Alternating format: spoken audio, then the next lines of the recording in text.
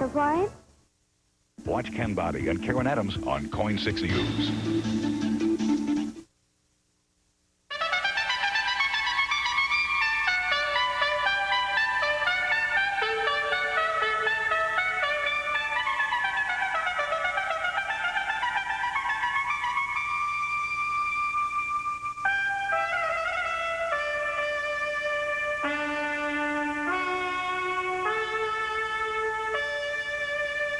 Good morning. I'm Charles Osgood, and this is Sunday Morning.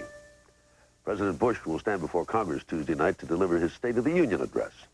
He'll be taking stock of our country's performance, even as the country is taking stock of his. This morning, we'll be doing some stock taking of our own, looking at the challenges that face America at home and abroad. Bill Plant will report our Sunday morning cover story.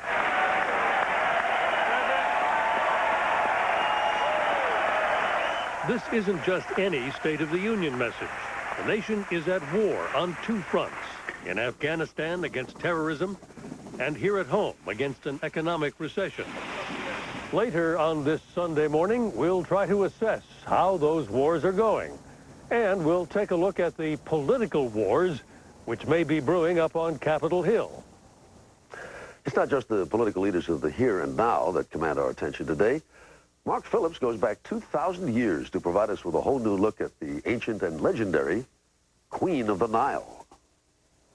Political intrigue, treachery, murder, sex, and some of the earliest spin doctoring on human record.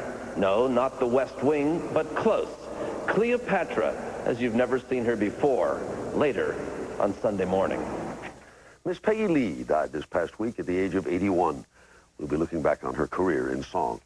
And we'll tell you about a drummer with feathers, a story from Bob McNamara, all about a wondrous creature we thought was extinct, but now may have to be upgraded to a rare bird.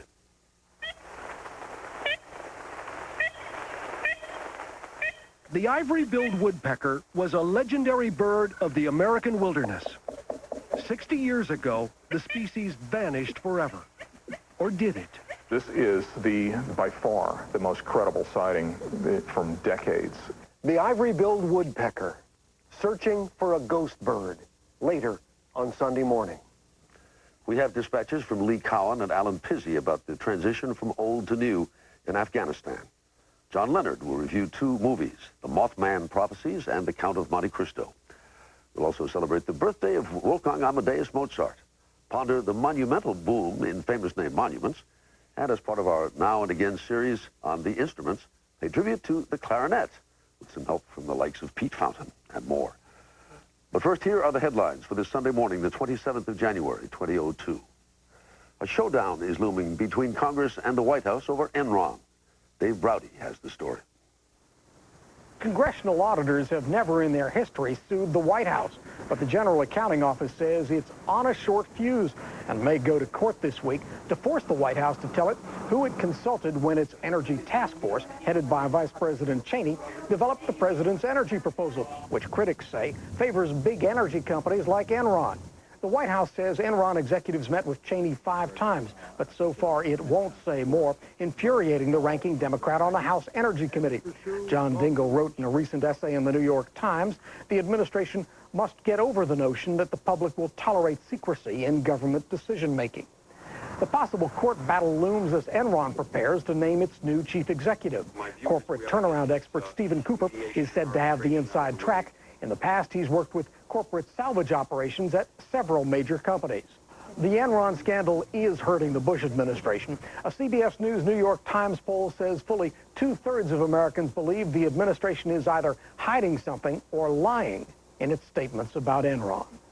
For Sunday morning, this is Dave Browdy in New York. Another suicide bomb attack rocked a busy street in Jerusalem today, killing one person and injuring several dozen others. Published reports indicate Secretary of State Colin Powell has asked President Bush to reconsider a decision not to list captives from Afghanistan now held in Cuba as prisoners of war, guaranteed rights under the Geneva Conventions.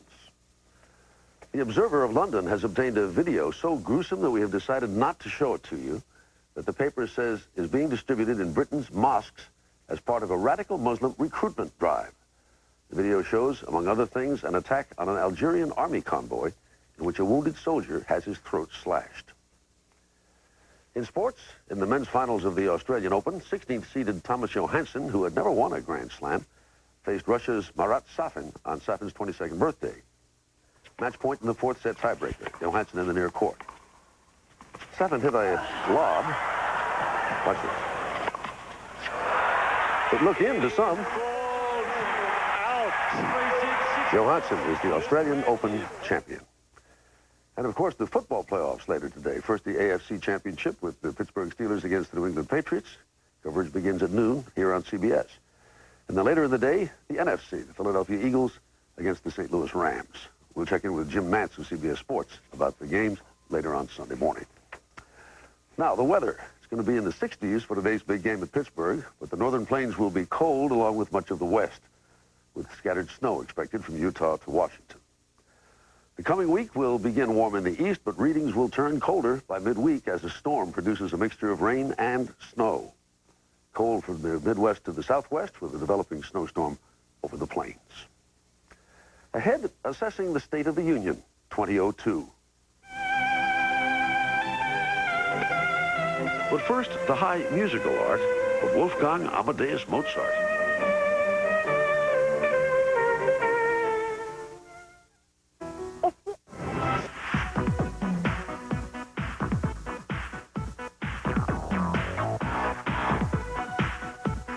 If it's in Clark County, it's in the Columbian. The Columbian, it's your paper. Hey, I lowered my cholesterol. All right. Hello, my cholesterol's down.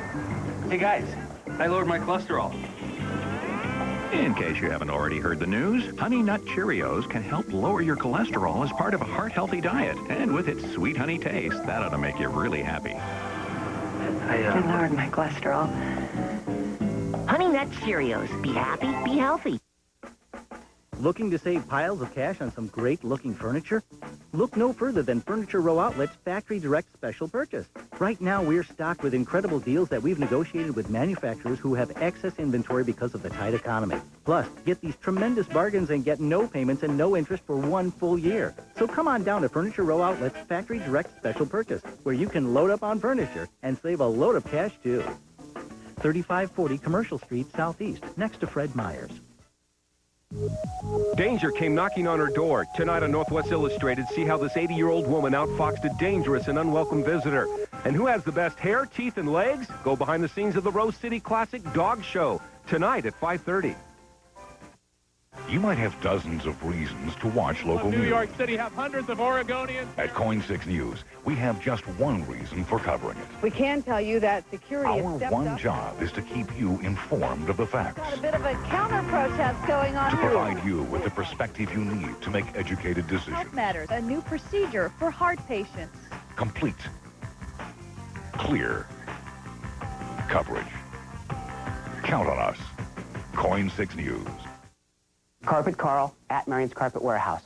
Your mill direct flooring connection. Carpet, tile, and area rugs, everything in stock, and prices start at just $198 a square yard. We buy rolls so you pay less at Marion's Carpet. Dial 503 Carpets. Danger came knocking on her door. Tonight on Northwest Illustrated, see how this 80-year-old woman outfoxed a dangerous and unwelcome visitor.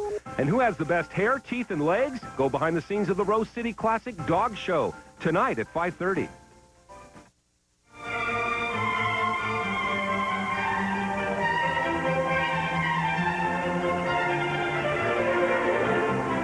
And now a page from our Sunday Morning Almanac. January 27,